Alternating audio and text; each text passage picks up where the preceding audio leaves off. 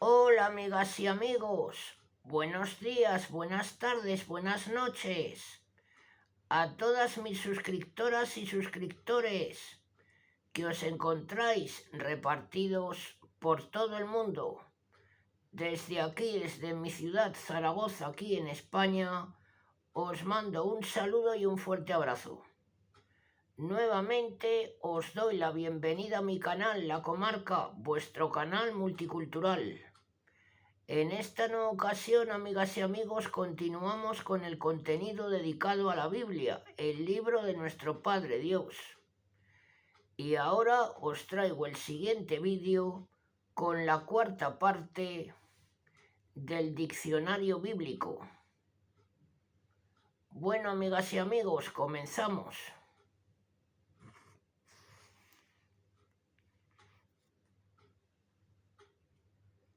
Es también el Cristo, nombre griego que traduce el hebreo Mesías, que significa ungido, es decir, es el Mesías esperado por Israel. El mesianismo, junto con la escatología, es uno de los rasgos centrales de la historia del pueblo de Dios, esbozado desde los albores en la descendencia de la mujer que aplastaría la cabeza de la serpiente, y en otros rasgos posteriores se va completando con el progreso de la revelación, sobre todo en las descripciones de los profetas y de los salmos.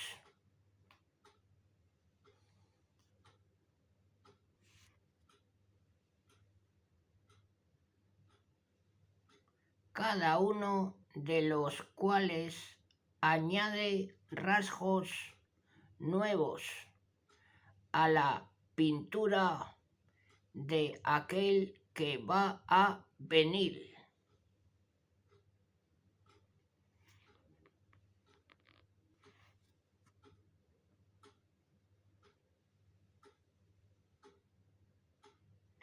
Y que es el objeto de la esperanza.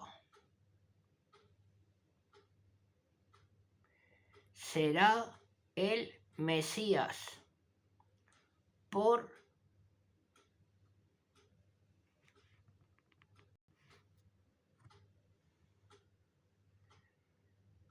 excelencia. Mesías, uncidos, ungidos. Os pido perdón. Ungidos, es decir, investidos por la fuerza del Espíritu, simbolizada en el aceite, en el aceite. Eran en Israel los hombres encargados de un ministerio particular en representación de Dios. Así el sumo sacerdote, a veces el profeta y sobre todo el rey, que era propiamente el ungido, desde la profecía de Natán, que anunciaba la permanencia eterna de la dinastía de David. El rey sucesor de él es el Mesías actual por el que Dios cumple sus designios para con su pueblo. Por eso el esperado restaurador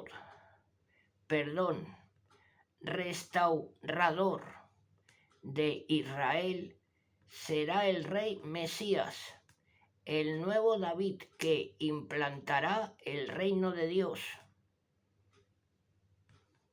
Otros rasgos se añaden luego a este, siendo ungido también el sumo sacerdote, el futuro Mesías.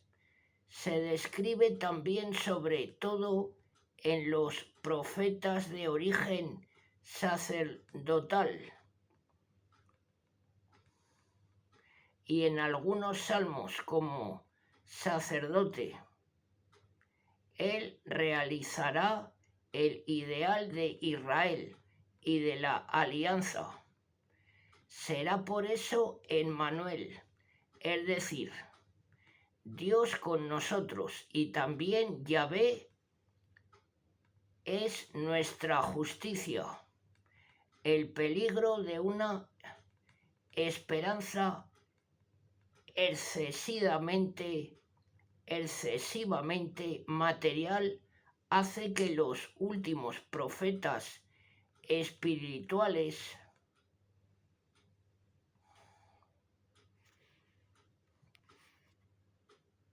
pido perdón y lo digo otra vez,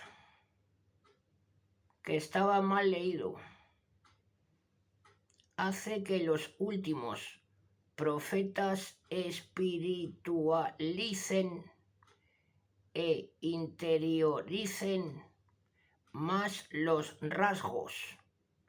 Será un pastor humilde, el siervo de Yahvé, es decir, mediador al servicio total de Dios y de los hombres, que Isaías describe como maestro, alianza del pueblo y luz de las naciones, como salvador al precio de sus sufrimientos y de su vida, de los pecados de todos que ha cargado sobre sí. Los últimos rasgos apocalípticos los da el libro de Daniel, que contempla al Hijo del Hombre, viniendo en las nubes como juez de los hombres, habiendo recibido de Dios el imperio eterno sobre ellos.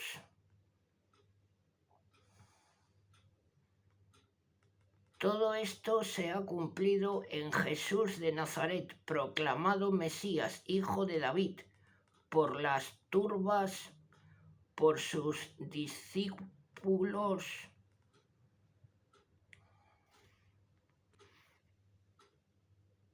Pido perdón, repito, por las turbas, por sus discípulos, por el mismo que se dice superior a David.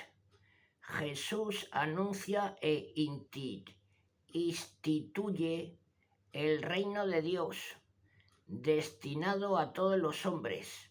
Es también el Hijo del Hombre, título muy frecuente usado por él mismo, con el que se subraya,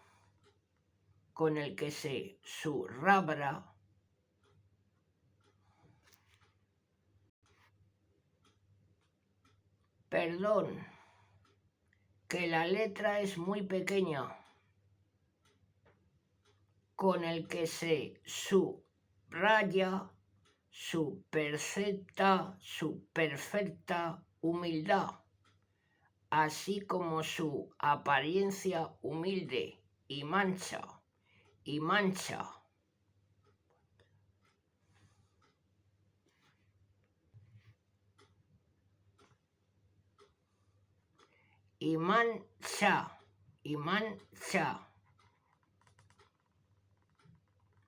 En este aspecto, el título es afín al de siervo de Yahvé, Dios.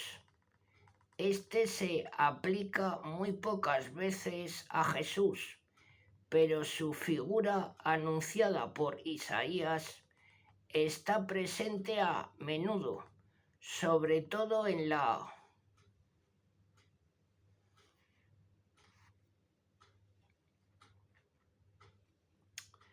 interpretación de la pasión y muerte por la que Jesús, cargando con los pecados y enfermedades de los hombres, los ha salvado, haciéndose la nueva alianza del pueblo y la luz de las naciones. Pero el título de Hijo del Hombre está tomado preferentemente de Daniel y por el que se presenta a Jesús como el Señor y juez escatológico, que después de haber realizado su obra mediante la muerte y la ignominia, es declarado Señor como lo era Yahvé en el Antiguo Testamento, es decir, Dios, o se manifiesta como tal por la resurrección, que es el anticipo de su segunda venida, gloriosa como juez universal.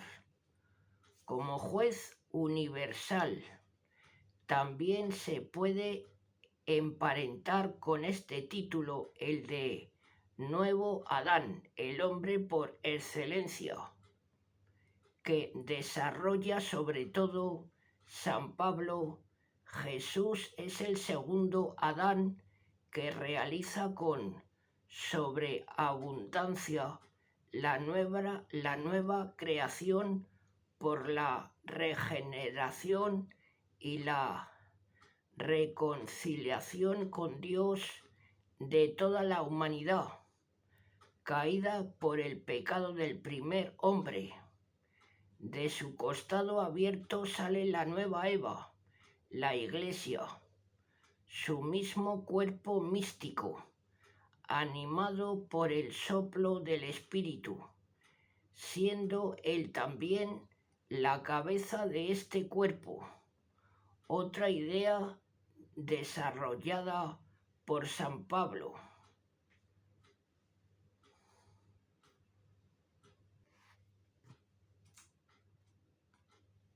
Realizador de la nueva alianza por la sangre de su propio sacrificio, que se continúa en la Eucarística.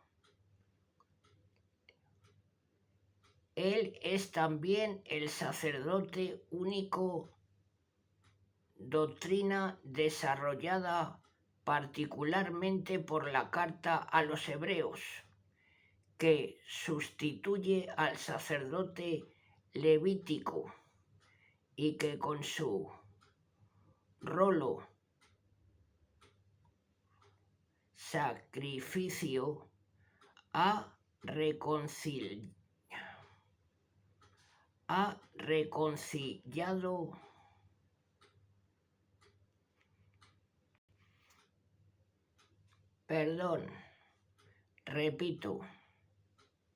con su rolo sacrificio ha reconciliado de una vez para siempre a los hombres con Dios, y manteniendo la eficacia perenne de este sacrificio, es ya el único mediador entre Dios y los hombres. En fin, otras muchas ideas bíblicas se sintetizan y tienen su explicación en él. Cordero de Dios que con su inmolación quita los pecados del mundo, pastor de la grey de los redimidos, etc.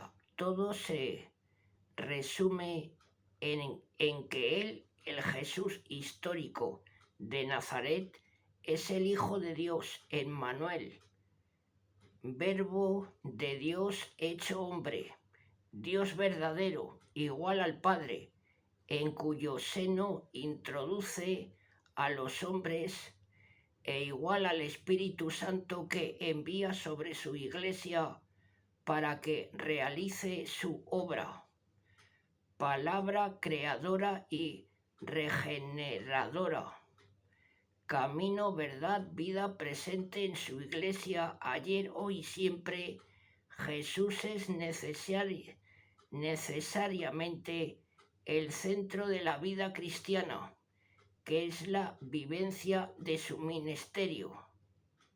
de su misterio, y por él la participación en la vida divina, hasta que con su venida gloriosa y su victoria total mediante la resurrección de los cuerpos, consuma él su obra y entregue todas las cosas transformadas al Padre.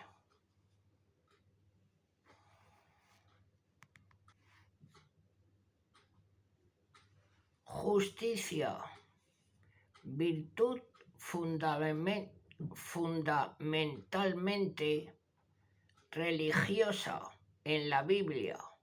Solo Dios es justo, porque solo Él es santo. La justicia es la manifestación ante los hombres de la santidad de Dios, que exige de ellos la perfección moral en el bien. Se expresa ante todo en el juicio por el que Dios premia el bien y castiga el mal, particularmente en el juicio último que supone el triunfo definitivo del bien con la derrota del mal. El hombre es justo en cuanto que participa de la santidad y de la justicia de Dios por el cumplimiento de su voluntad, pero no se justifica a sí mismo, sino que es justificado, es decir, declarado y aprobado,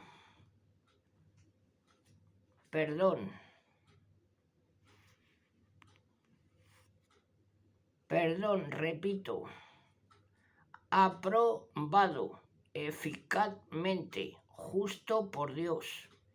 En este segundo sentido, la justicia salvadora de Dios justifica y salva no como recompensa a las obras justas del hombre, sino como fidelidad a su promesa de salvación gratuita. Dios es justo cuando salva porque es fiel a su promesa. De esta forma es también la santidad de Dios que, por su gracia, se comunica al hombre. Según su voluntad salvífica,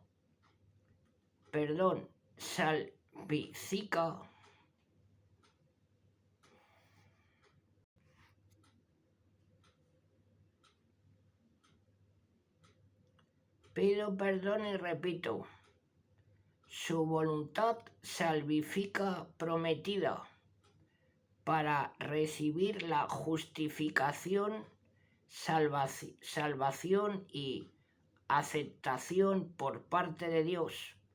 La actitud primera fundamental en el hombre es la fe en el Dios que salva porque es justo, concretamente en Cristo, el justo por excelencia, en el que la justicia de Dios se ha manifestado en sus dos aspectos: juicio por los pecados con los que él cargó y gracia de redención salvadora.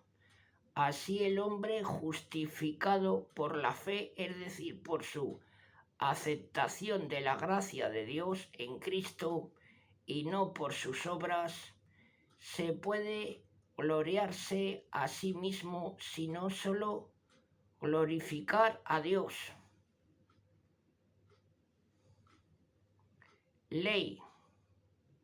Diversos términos hebreos traducidos aproximadamente por ley, precepto, mandamiento, estatuto, palabra, camino, etc., expresan esta realidad central en la Biblia, sobre todo en el Antiguo Testamento, pero el más importante, que puede abarcar a todos los demás, es el de Torat. La Torat no es una ley o un conjunto de leyes en sentido técnico, sino la instrucción relevada de Dios a su pueblo, que es el canon o regla, es decir, la ley que regula toda su existencia cultural, social, política, sin hacer distinción.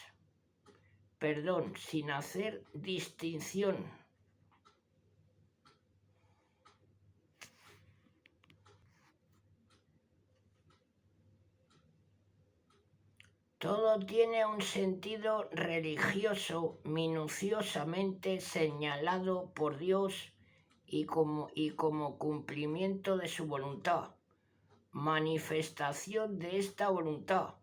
La Torá es ante todo una gracia, lo mismo que la alianza, cuyo compromiso expresa perenne y cotidianamente, enseñanza transmitida primero por tradición oral, se va escribiendo y codificando luego como canon único, y el Pentateuco entero recibirá el nombre de técnico de la Torá. Los libros siguientes continúan su espíritu y profundizan su sentido como realización de la alianza, pero prevén también una nueva alianza futura, de régimen distinto. La ley, en efecto, no es el medio definitivo establecido por Dios para salvar a los hombres. Así lo interpreta Jesús y teológicamente, sobre todo, San Pablo.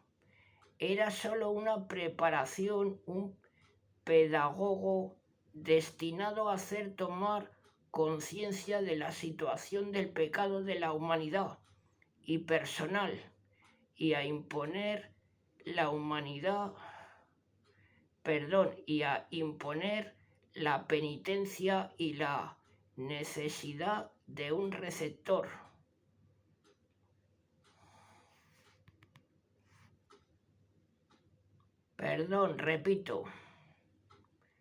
Y la necesidad de un redentor. Jesús solo realizó en la cruz la justicia exigida por la ley, haciéndose maldito, y desde entonces la única fuente de salvación es la gracia de su redención, el amor pleno de Dios aceptada por la fe. Así el régimen de gracia sustituye al régimen legal, pero este solo queda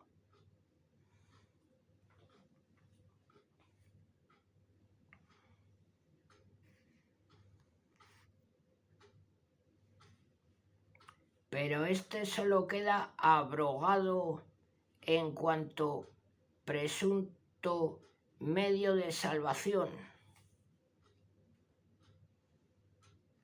exagerado por el legalismo farisaico.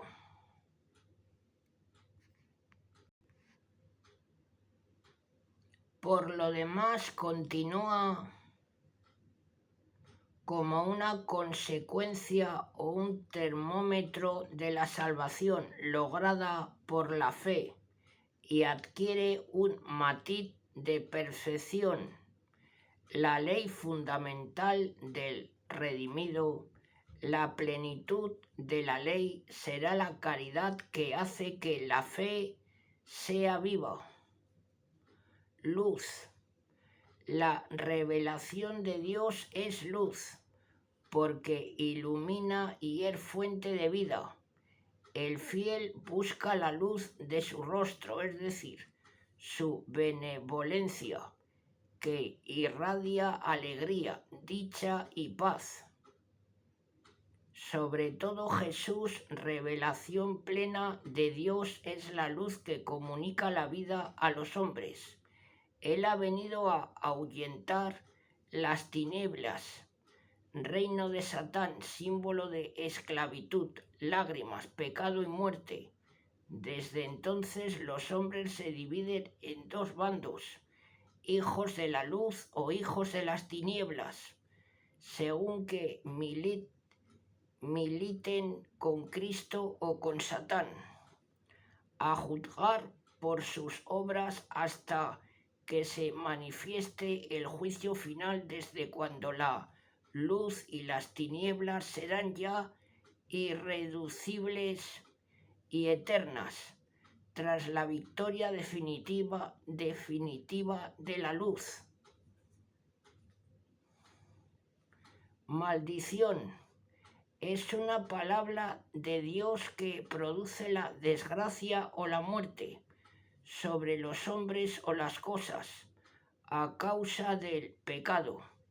En los demás pueblos de la antigüedad tenía un efecto mágico que se cumplía fatalmente.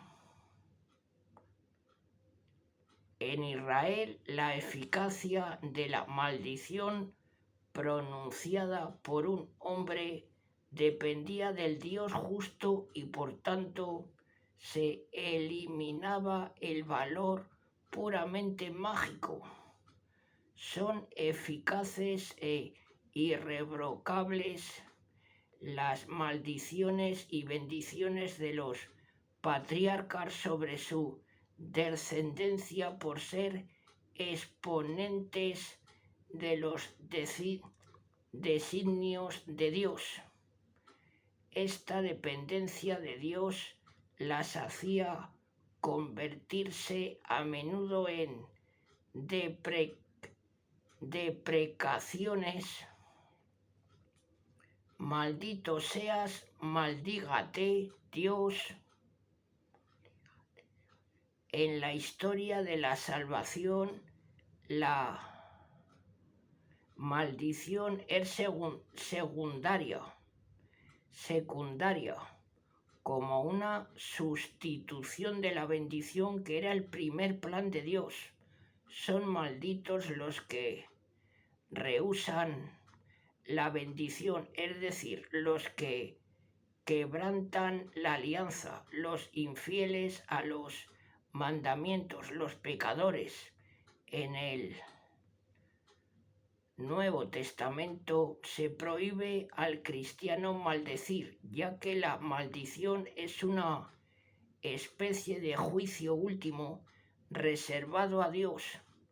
Cristo se hizo maldito, era maldito el que se oponía al designio de Dios poniendo su salvación en la ley. Jesús se sometió a esa situación de maldición para destruirla y proponernos el único camino de salvación, la gracia de su cruz, recibida por la fe. Los que la aceptan y la hacen fecunda por la caridad oirán en el juicio último la maldición eterna de la segunda muerte.